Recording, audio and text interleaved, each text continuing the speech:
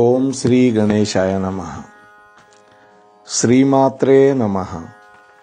శివాయ గురవే నమః. శ్రీకృష్ణ పరబ్రహ్మణే నమః. శ్రీరామాయ నమః. శ్రీ గురుభ్యో నమః. నారాయణం నమస్కృత్య నరం చైవ నరోత్తమం దేవీం సరస్వతీం వ్యాసం తతో జయముదీరయేత్.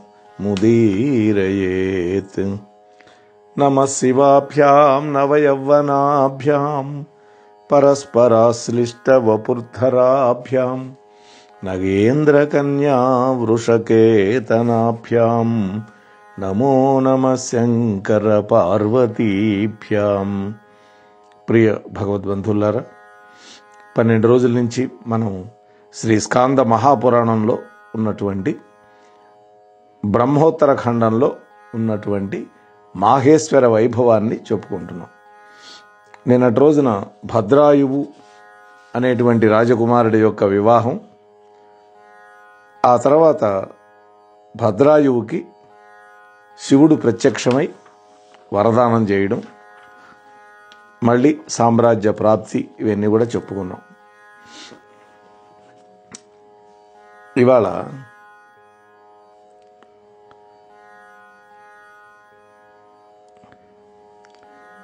భస్మ మహిమ అనేటువంటిది 13వ భాగంలో చెప్పుకునే ప్రయత్నం చేద్దాం. నిన్నటి వరకు మనం వృషభుడు అనేటువంటి శివయోగి వైభవాన్ని, ఆయనను పూజించిన వాళ్ళకి వచ్చినటువంటి ప్రయోజనం, ఇవన్నీ చెప్పుకున్నాం. ఈ రోజున మరొక శివయోగి యొక్క ప్రభావం చెబుతాను మీకు అని సూతుడు శౌనకాది ఋషులతో అంటున్నాడు. దాంట్లో భాగంగా ఇప్పుడు నేను భస్మము యొక్క మాహాత్యాన్ని సూక్ష్మంగా వర్ణిస్తాను అంటున్నాడు. భస్మము అంటే విభూతి. పాపులైనటువంటి మానవులు ఈ ఆఖ్యానాన్ని విని కృతకృత్యులవుతారు. మహా తపస్సంపన్నుడైనటువంటి వామదేవుడు అనేటువంటి పేరు గల ఒక శివయోగి ఉన్నాడు. ఆ మహానుభావుడు నిర్గుణుడు, శాంతుడు, నిస్సంగుడు, సమదర్శనుడు, ఆత్మయందు ఆత్మానందాన్ని పొందుతూ ఉంటాడు ఎల్లప్పుడూ. క్రోధాన్ని జయించాడు. గృహం లేదు, భార్యాపిల్లలు లేరు. అలాగే మౌని, నిత్య సంతృప్తి చెందేవాడు, దానము పట్టనటువంటి వాడు. శరీరం నిండా ఎల్లప్పుడూ భస్మాన్ని పూసుకుంటాడు. శిరస్సున జటామండలం ధరిస్తాడు. అలాగే వల్కలు తోటి తయారు చేసినటువంటి వస్త్రాలు ధరిస్తాడు, అంటే నార వస్త్రాలు. భిక్షను మాత్రమే గ్రహిస్తూ ఉండేటటువంటి ఆ వామదేవుడు ఒకసారి లోకంలో తిరుగుతూ అందరినీ అనుగ్రహించాలి అనుకొని మహాఘోరమైనటువంటి క్రౌంచారణ్యాన్ని ప్రవేశించాడు. అనుకోకుండా ప్రవేశించాడు క్రౌంచారణ్యంలోకి. అది జనసంచారం లేకుండా ఉంది. ఆ అడవి చాలా భయంకరంగా ఉంది. ఆకలి దప్పికలతోటి బాధపడుతూ ఒక బ్రహ్మరాక్షసుడు ఒంటరిగా ఆ అడవిలో నివసిస్తూ ఉన్నాడు. ఈ శివయోగిని చూశాడు ఆ బ్రహ్మరాక్షసుడు. వేగంగా వచ్చాడు చంపి తిందామని. చూడండి, ఆ మహాకాయుడు, ఆ బ్రహ్మరాక్షసుడు నోరు తెరిచాడు. వాడి నోట్లో భయంకరమైనటువంటి కోరలున్నాయి. అటువంటి రాక్షసుడిని చూసి ఈ యోగీశ్వరుడు కదలలా మెదలలా. ఈ ఘోరమైనటువంటి రాక్షసుడు వేగంగా పరుగెత్తి ఆ శివయోగిని చేతులతో బంధించి పట్టుకున్నాడు. ఆయన కదలకుండా నిలబడిపోయాడు. వీడిని చూసి కూడా అటువంటి వాడిని పట్టుకున్నాడు. ఎప్పుడైతే శివయోగి యొక్క స్పర్శ తగిలిందో వెంటనే ఆ బ్రహ్మరాక్షసుడి యొక్క సమస్త పాపాలు పోయి పూర్వజన్మ స్మృతిని పొందాడు. ఇది శివయోగి యొక్క వైభవం.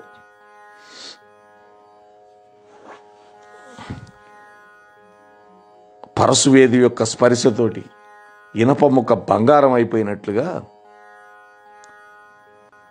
మానస సరోవరాన్ని చేరినటువంటి కాకులు హంసలైపోయినట్లుగా, అమృతాన్ని ఒక్కసారి పానం చేసినటువంటి మానవుడు దేవత్వాన్ని పొందినట్లుగా, మహాపవిత్రులైనటువంటి వాళ్ళు, యోగులైనటువంటి వాళ్ళ యొక్క స్పర్శ వలన పరమ పాపాత్ములు కూడా పవిత్రులైపోతారు. అందువల్లనే పెద్దలు చెప్తారు, సత్సంగం చేయండిరా, సత్సంగం చేయండిరా అంటారు. అంటే మంచి వాళ్ళతోటి స్నేహం చేయండి. కానీ అది తేలికైన విషయం కాదు, అది దుర్లభం. ఎప్పటికీ మన మనస్సు చెడువైపు ఆకర్షింపబడుతూ ఉంటుంది. పురాణం వినటానికి పోదామురా అంటే సినిమాకు పోదాం అంటాడు. ఇది పరిస్థితి. ఈ కలియుగంలో మానవుల పరిస్థితి అట్లాగే ఉంటుంది. మహాత్ములు ఎక్కడెక్కడి నుంచో వచ్చి ప్రవచనాలు చేస్తూ ఉంటారు. కానీ అక్కడ లెక్క పెడితే 100-150 మంది ఉంటారు. సినిమాకు పోతే 1000 మంది ఉంటారు. అక్కడ టికెట్ల కోసం తన్నుకుంటుంటారు క్యూలో పడి. ఇది పరిస్థితి. పూర్వం ఆకలి, దప్పిక వీటన్నిటితోటి అడవిలో సంచరిస్తూ తృప్తి పొందినటువంటి పూర్ణానందుడు అనేటువంటి వాడు పూర్ణానందుడైనాడు. ఎవరు? ఈ ఘోరాత్ముడు, ఈ బ్రహ్మరాక్షసుడు. అంటే ఆ యోగి యొక్క శరీరం మీద ఉన్నటువంటి భస్మ ధూళి స్పర్శ కలగటం వల్ల భయంకరమైనటువంటి పాపం అనేటువంటి అంధకారం తొలగిపోయింది. పూర్వజన్మ జ్ఞానం వచ్చింది. అప్పుడు ఆ రాక్షసుడు ఆ యోగీశ్వరుడి యొక్క పాదపద్మాలకు నమస్కరించి ఈ విధంగా అంటున్నాడు. ఆ బ్రహ్మరాక్షసుడు, ఓ మహాయోగి, నన్ను అనుగ్రహించండి. ఓ కరుణానిధి, భయంకరమైనటువంటి బ్రహ్మరాక్షసుడిగా ఉన్నటువంటి నన్ను మీ శరీర స్పర్శ వల్ల నాకు పూర్వజన్మ జ్ఞానం కలిగింది. అటువంటి నన్ను మీరే అనుగ్రహించాలి. నేను పాపాత్ముణ్ణి, ఘోరమైనటువంటి కర్మలు చేసిన వాడిని, సర్వ ప్రాణులకి భయం కలిగించేవాడిని. అటువంటి నేనెక్కడా? కరుణాత్ముడైనటువంటి మీ వంటి మహానుభావుల యొక్క దర్శనము, స్పర్శనము దుర్లభం కదా. అటువంటిది నా అదృష్టం వల్ల మీ దర్శనమైంది, మీ శరీరక స్పర్శ కూడా పొందగలిగాను. ఘోరమైనటువంటి దుఃఖసాగరంలో పడినటువంటి నన్ను ఉద్ధరించు స్వామి. మీ సన్నిధిలో ఉంటూ ఉంటే ఇప్పుడు నాకెంతో ఆనందం కలుగుతోంది అనగానే అప్పుడు ఆ వామదేవుడు అనేటువంటి శివయోగి చెబుతున్నాడు, నాయన, ఘోరమైనటువంటి రాక్షస రూపం నీకెందుకు వచ్చింది? అసలు ఇక్కడ ఎవరు? నువ్వు ఎందుకు ఉంటున్నావు ఇక్కడ? ఇటువంటి ఘోరమైనటువంటి కష్టం నీకెందుకు వచ్చింది అని అడిగాడు. అప్పుడు ఆ బ్రహ్మరాక్షసుడు చెబుతున్నాడు, ఓ మహానుభావ శివయోగి, నేను రాక్షసుణ్ణి.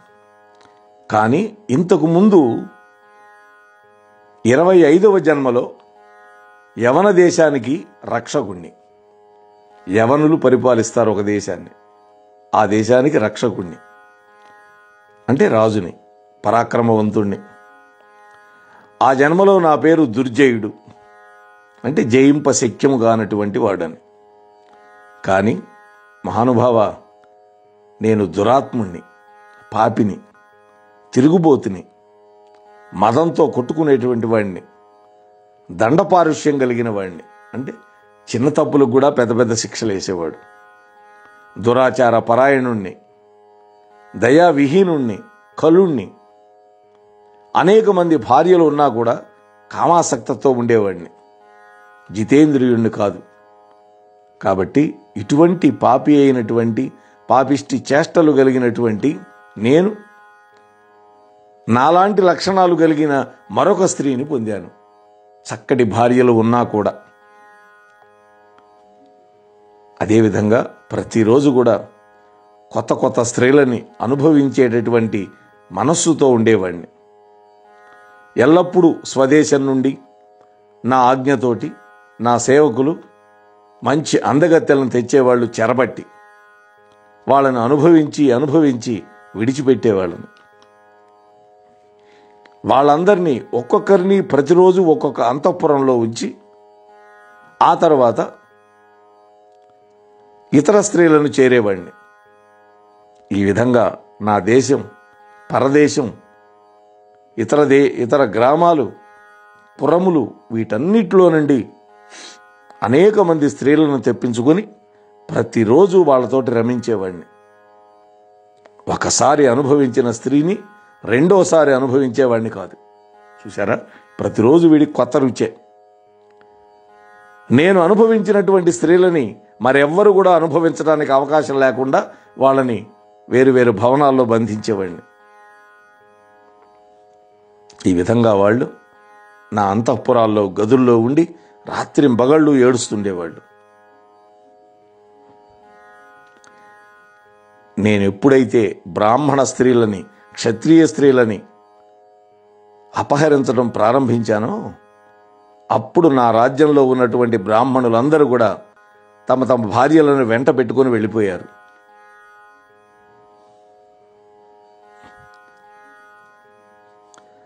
అప్పుడు నేను కన్యామణులని, విధవలని వీళ్ళందరినీ కూడా రప్పించి కామాతురుడనై వాళ్లతో రమించేవాడిని. బ్రాహ్మణ స్త్రీలు 300 మంది, 400 మంది క్షత్రియ కాంతలు, 600 మంది వైశ్య స్త్రీలు, అనేక వేల మంది శూద్ర స్త్రీలు, బోయజాతి వాళ్ళు, నాట్యకత్తలు 500 మంది, రజకులు, వారకాంతలు, లెక్కలేనంత మందిని పరమ దుర్మార్గుణ్ణై అనుభవించాను. అయినా కూడా నాకు తృప్తి కలగల. ఈ విధంగా విషయాసక్తుడనై, మత్తుడనై ఎప్పుడూ మధుపానం చేస్తూ ఉన్నటువంటి నన్ను యవ్వనంలోనే క్షయవ్యాధి సంక్రమించింది. ఇది వాడికి. అలనాడు మహాభారతంలో కూడా సత్యవతి పుత్రుడైనటువంటి విచిత్ర వీర్యుని కూడా అటువంటి వ్యాధే సంక్రమించింది. ఆ వ్యాధితోనే సచ్చాడు పిల్లలు లేకుండా. అట్లాగే వీడికి కూడా ఈ భోగలాలసత వల్ల, రకరకాల స్త్రీలతోటి రమించటం వల్ల వీడికి రాజయక్ష్యము, యక్ష్మము లాంటి వ్యాధులన్నీ వచ్చినాయి. అంటే సుఖరోగాలు, క్షయ ఇటువంటివన్నీ వచ్చినాయి. అటువంటి భయంకరమైన రోగాలతో బాధపడుతూ సంతాన విహీనుండై శత్రువులు కూడా నన్ను పీడిస్తే అప్పుడు అమాత్యులు, భృత్యులు అందరూ విడిచిపెట్టి వెళ్ళిపోయారు. ఆ తరువాత ఈ దుష్కర్మ ఫలితాన్ని అనుభవిస్తూ నేను కాలగమనంలో మరణించాను. ధర్మం నుండి తప్పినటువంటి మానవుణ్ణి యమధర్మరాజు తొందరగా తీసుకెళ్ళిపోతాడు. ఇది అద్భుతమైన మాట. వాస్తవానికి మహాభారతం చూస్తే దుర్యోధనుడు కూడా 125 ఏళ్ళు ఆయుర్దాయం రాశాడు బ్రహ్మ. కానీ వాళ్ళు 90 ఏళ్లకే చచ్చాడు. 35 ఏళ్ల ముందే చచ్చిపోయినాడు. ఎందుకనంటే వాడు చేసిన అకృత్యాలు అన్నీగా. దాయాదుల్ని ఎంత బాధ పెట్టాడు, పెద్దలని ఎంత తోలనాడాడు, గురు ద్రోణుణ్ణి, కృపాచార్యుణ్ణి ఎంత లేసి మాటలు అన్నాడు. యుద్ధ పర్వాలు చదువుతుంటే వాడి మాటలు ఎలా ఉంటాయో మనకు అర్థమవుతుంది. అందుకని వాడు 35 ఏళ్ల ముందే చచ్చాడు. కాబట్టి ఎవడైతే ధర్మం తప్పుతాడో వాడికి మొట్టమొదట ఆయుర్దాయం నశించిపోతుంది, అపకీర్తి వస్తుంది, వాడి దగ్గర సంపద నశించిపోతుంది, చివరికి దుర్గతి పొందుతాడు. అలాగే పితృదేవతలు, పుణ్యలోకాలలో ఉన్న వాళ్ళు కూడా వీడు చేసినటువంటి వెధవ పనుల వల్ల స్వర్గాది లోకాల నుండి పతనమైపోతారు. ఆ తర్వాత యమధర్మరాజు యొక్క కింకరులు శివయోగి నన్ను యమసదనానికి తీసుకువెళ్ళారు చచ్చిపోయిన తర్వాత. ఆ తర్వాత ఘోరమైనటువంటి నరకకుండాల్లో పడేశారు. ఈ విధంగా 30,000 సంవత్సరాలు నేను నా రేతస్సును నేనే తాగుతూ యమకింకరులతోటి పీడింపబడుతూ ఉన్నాను. దాహం అయితే వాడి రేతస్సు వాడే తాగేవాట. ఎందుకని? వాడు విపరీతంగా కామంతో ప్రవర్తించాడుగా, కన్ను మీను గానక. అందుకని ఆ విధమైన శిక్ష పడింది అక్కడ యమలోకంలో. ఆ తర్వాత మిగిలినటువంటి పాపం వల్ల అడవిలో జనసంచారం లేని చోట ఈ బ్రహ్మరాక్షసుడినై పిశాచ జన్మనెత్తి 1000 శిశినములు గలవాడై అన్నట్టు వీడు 1000 జననాంగాలతోటి పుట్టాడు. ఎందుకని? భయంకరమైన కామం ఉన్నది కాబట్టి వీడికి ఆ విధంగా శిక్ష వేశారు. ప్రతిరోజు ఆకలి దప్పులతో బాధపడుతూ ఉన్నాను. ఈ విధంగా పిశాచ గతిని పొంది 100 సంవత్సరాలు గడిపాను. అంటే దేవ సంవత్సరాలు 100 గడిపాడు. మానవ సంవత్సరాలు కాదు, దేవ సంవత్సరాలు. ఆ తర్వాత 2వ జన్మలో భయంకరమైనటువంటి పులిగా పుట్టాను. 3వ జన్మలో కొండ చిలవగా పుట్టాను. 4వ జన్మలో తోడేలయ్యాను. 5వ జన్మలో మానవుల యొక్క మలాన్ని భక్షించే పందెయ్యాను. 6వ జన్మలో తొండగా పుట్టాను. 7వ జన్మలో కుక్కగా పుట్టాను. 8వ జన్మలో నక్కైనాను. ఆ తర్వాత 10వ జన్మలో మృగంగా పుట్టాను. 9వ జన్మలో కూడా నీచంగానే పుట్టాను. 11వ జన్మలో కోతేయాను. 12వ జన్మలో గద్దగా పుట్టాను. 13 ముంగిస, 14 కాకి, 15వసారి ఎలుగుబంటైనాడు. 16వసారి అడవి కోడిగా పుట్టాడు. 17వ జన్మలో గాడిద, 18వ జన్మలో పిల్లి అయినాడు. 19వ జన్మలో కప్ప, 20వ జన్మలో తాబేలు. ఈ విధంగా రకరకాలుగా జన్మిస్తూ ఈ 25వ జన్మలో బ్రహ్మరాక్షసుడిగా వచ్చాడు.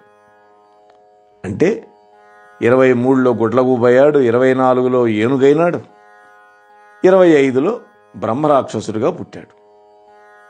ఆకలి కొని ఆహారం దొరక్క ఈ అడవిలో తిరుగుతూ అలమటించిపోతున్నాను స్వామి. ఇప్పుడు మీరు కనిపిస్తే మిమ్మల్ని చంపి తినాలనుకున్నాను. కానీ మీ దివ్యమైనటువంటి దేహ స్పర్శ మాత్రం చేత నాకు పూర్వజన్మ స్మృతి కలిగింది. అందువల్ల గడిచినటువంటి జన్మలన్నీ కూడా ఈవేళ నేను స్మరించుకుంటూ ఉన్నాను. నా మనస్సులో నిర్వేదం కలిగింది. నా హృదయం ప్రసన్నమైంది. ఓ మహాత్మా, మీ ప్రభావం ఇటువంటిది. ఇటువంటి శక్తి మీకు ఎలా కలిగింది? ఈ శక్తి రావడానికి ఎటువంటి తపస్సు చేశారు మీరు? ఎటువంటి తీర్థయాత్రలు చేశారు? ఏ యోగాభ్యాసం చేశారు? లేకపోతే మీకు దైవశక్తి వల్ల వచ్చిందా? లేదు మంత్రానుష్ఠానం వల్ల ఈ శక్తి మీకు వచ్చిందా? ఓ భగవన్, యథార్థం చెప్పండి. మిమ్మల్ని నేను శరణు కోరుకుంటున్నాను అని ఆ బ్రహ్మరాక్షసుడు అన్నాడు. అప్పుడు వామదేవుడు, నాయనా, ఇది నా శరీరానికి తగిలినటువంటి భస్మం యొక్క గొప్ప ప్రభావం. దీని యొక్క సంపర్కం వల్ల తమో వృత్తిలో ఉన్నటువంటి నీకు ఇంతటి మంచి బుద్ధి కలిగింది. ఈ భస్మం యొక్క శక్తి ఎవడూ వర్ణించలేడు. మహాదేవుడికి తప్ప మరెవరికీ తెలియదు. ఈ శంభుని యొక్క మహాత్యం ఏ విధంగా ఎవడూ తెలుసుకోలేడో అదే విధంగా భస్మం యొక్క మహాత్యాన్ని కూడా ఎవడూ తెలుసుకోలేడు. పూర్వం నీలాగానే ధర్మాన్ని విడిచిపెట్టినటువంటి ఒక బ్రాహ్మణుడు, ఒక మూఢాత్ముడు ద్రవిడ దేశంలో ఉండేవాడు. ద్రవిడ దేశం అంటే ఈ దక్షిణ భారతదేశం. అతడు కర్మచండాలుడైనాడు. దొంగతనాలు చేసేవాడు, పని పాట లేకుండా తిరిగేవాడు, శూద్ర స్త్రీల యొక్క రతిలో లాలసుడయ్యేవాడు. ఒకసారి జారుడై తిరుగుతూ ఉన్నాడు. ఒక సూత్రకాంత కోసం వెళ్ళాడనమాట. ఆ రాత్రి ఏ ఇంటికి వెళ్ళాడో సూత్రకాంత కోసం, ఆ సూత్రకాంత యొక్క భర్త వెండి చంపేశాడు ఈ బ్రాహ్మణుణ్ణి. ఊరి బయట పారేశాడు ఈ శవాన్ని.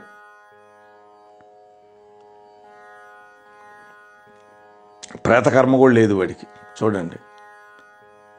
అయితే ఒక కుక్క ఒక గుడి ఆవరణలో తిరిగింది. గుడి ఆవరణలో, శివాలయం ఆవరణలో. అక్కడ కింద పడినటువంటి విభూతి దాని పాదానికి అయింది. ఆహా!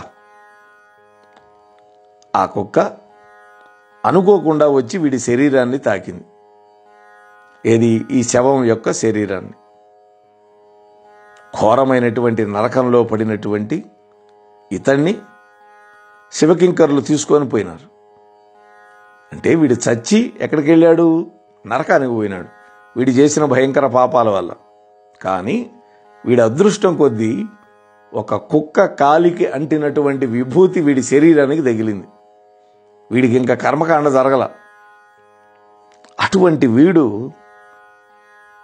యమసదనానికి తీసుకెళ్తుంటే కింకరులు వచ్చి వాళ్ళని అడ్డగించి శివకింకరులు వచ్చి శివలోకానికి తీసుకెళ్లారు. అప్పుడు ఈ శివదూతల దగ్గరికి యమధర్మరాజు వచ్చాడు. ఓ శివదూతలారా, ఈ బ్రాహ్మణుడు కులపాంసనుడు, భయంకరమైనటువంటి పనులు చేసినవాడు, మహాపాపాత్ముడు. ఇటువంటి వాడిని నరకానికి తీసుకువెళుతుంటే మా భటులు మీరు అడ్డగించారని వాళ్ళు చెబితే నేను వచ్చాను విషయం తెలుసుకోవటానికి. మీరెందుకు తీసుకుపోతున్నారు ఇటువంటి పాపాత్ముణ్ణి అని యమధర్మరాజు అడిగాడు. అప్పుడు శివదూతలు అన్నారు, ఓ సమవర్తి, యమధర్మరాజుకి సమవర్తి అని పేరు.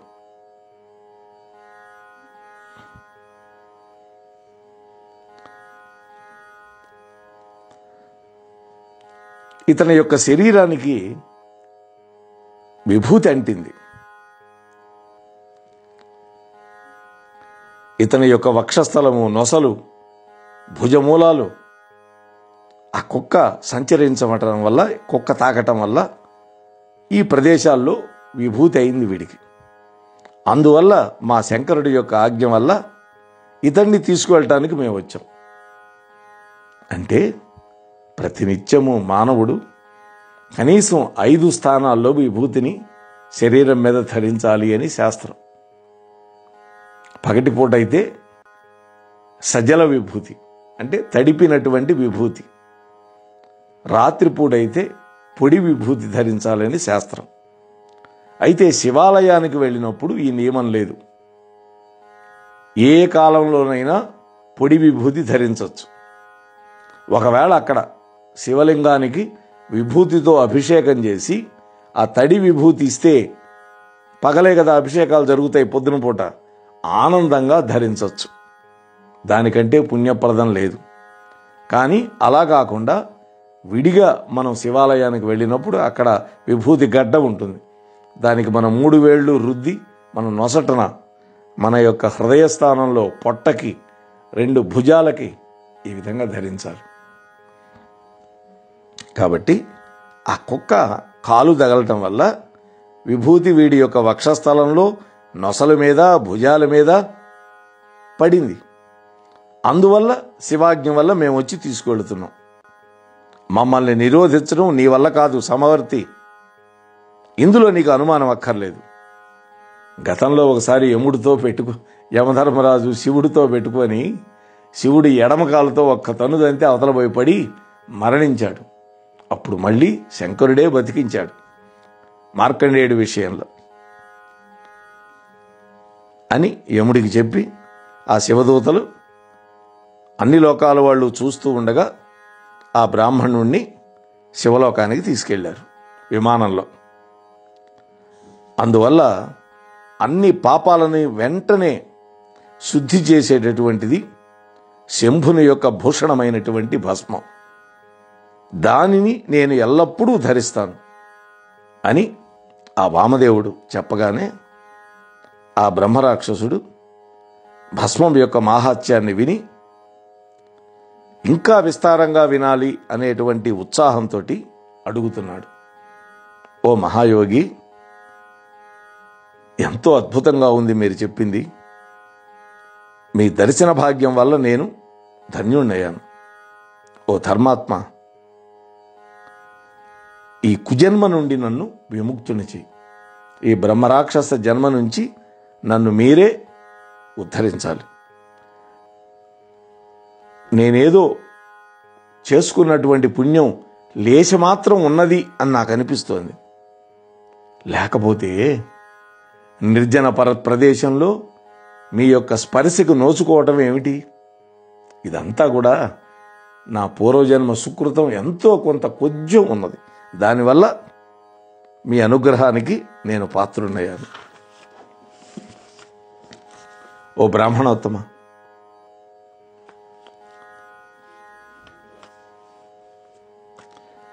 గత జన్మల్లో నేను ఒక శివభక్తుడికి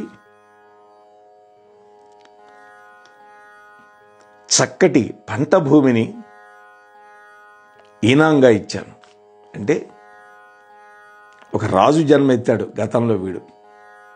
మొట్టమొదట ఎప్పుడు ఆ రాజు జన్మ ఎత్తినప్పుడు ఆ జన్మలో సస్యశ్యామలమైనటువంటి భూమిని ఒక శివభక్తుడికి ఇచ్చాడు. 25వ జన్మలో ఒక యోగి సహవాసం వల్ల సంసారం నుండి ముక్తి పొందుతావు అని యమధర్మరాజు కూడా అప్పుడే చెప్పాడు నాకు. చూసారా, పూర్వజన్మలో సంపాదించినటువంటి ఏ కొంచెం పుణ్యమో ఈవేళ ఫలించింది. ఆ పుణ్యమే ఫలించింది. ఒక శివభక్తుడికి ఆరామాలతో కూడినటువంటి భూమిని ఇచ్చాడు. ఆ భూమిని ఇవ్వడం, శివభక్తుడికి ఇవ్వడం వల్ల ఇవాళ అక్కరకు వచ్చింది. ఎప్పుడు? 25వ జన్మలో. చూడండి, అందువల్ల మానవులైనటువంటి అడవిలో తిరిగాను పాపాలు చేయటం వల్ల. ఓ దయానిధి, ఘోర పాపాలు కలిగినటువంటి అత్యంత హేయమైనటువంటి జన్మతో తిరుగుతున్నటువంటి నన్ను మీరే ఉద్ధరించండి. మంత్రపూతమైనటువంటి భస్మాన్ని నాకు ఇవ్వండి. ఓ గురుదేవా, ఈ భస్మాన్ని ఏ విధంగా ధరించాలి? దీనికి ఏ మంత్రం చెప్పుకోవాలి? దీనికి శుభమైనటువంటి విధి విధానాలేంటి? ఎటువంటి శుభ సమయంలో ధరించాలి? ఏ ప్రాంతాల్లో ధరించాలి? నాకు వివరంగా చెప్పండి. మీ వంటి మహాత్ములు ఎల్లప్పుడూ లోకహితం కోసం ఆసక్తితో ఉంటారు కదా, తమ హితాన్ని ఎప్పుడూ కోరుకోరు కదా.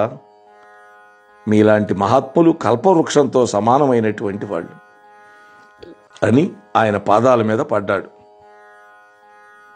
ఈ విధంగా ఆ ఘోరమైనటువంటి బ్రహ్మరాక్షసుడు ఆ యోగీశ్వరుడితోటి ఈ విధంగా అనగానే ఆ తత్వవిధుడైనటువంటి వామదేవుడు భస్మం యొక్క మాహాత్యాన్ని వర్ణించడం మొదలుపెట్టాడు. అంటే భస్మ ధారణ విధి విధానాన్ని చెప్పడం మొదలుపెట్టాడు. మరి ఆ విధి విధానం ఏమిటో మనం రేపటి రోజు తెలుసుకునే ప్రయత్నం చేద్దాం. అంతవరకు ఈశ్వరుడి యొక్క అనుగ్రహంతో స్వస్తి. మోహనవాణి పోడ్కాస్ట్ వింటున్న శ్రోతలందరికీ హృదయపూర్వక ధన్యవాదాలు.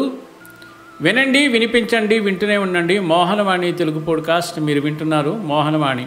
ఇంతవరకు మన ఛానల్కి ఎవరైనా సబ్స్క్రైబ్ చేసుకోకపోతే ఇప్పుడే ఈ క్షణమే సబ్స్క్రైబ్ చేసుకుని ఆ పక్క నుండి బెల్ బటన్ మ్రోగించి మమ్మల్ని ప్రోత్సహిస్తారని మనస్ఫూర్తిగా కోరుకుంటూ, సర్వే జనా సుఖినో భవంతు, లోకా సమస్త సుఖినో భవంతు. ధన్యవాదాలు. స్వస్తి.